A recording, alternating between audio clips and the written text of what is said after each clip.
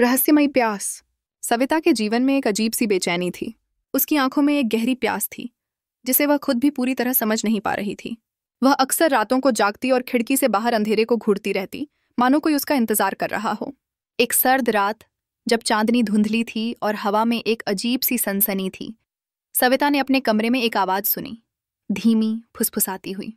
उसका दिल तेजी से धड़कने लगा। क्या वह सिर्फ उसका दिमाग था या कोई वाकई वहां था?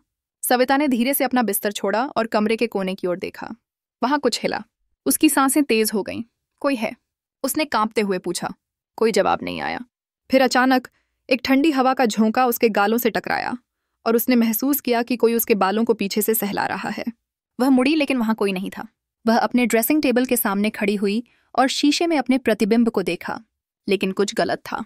उसकी परछाई उसके साथ हिल नहीं रही थी, बल्कि वह मुस्कुरा रही थी, एक भयावह अप्राकृतिक मुस्कान।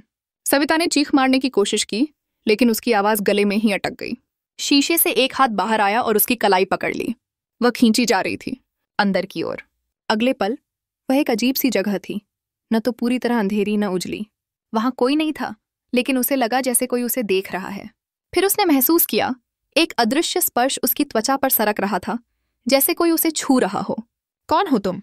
वह कांपते हुए बोली। जवाब में एक कर्कशी हंसी गूंजी। सविता ने अपने चारों ओर हवा में काले धुएं जैसी आकृतियां देखीं।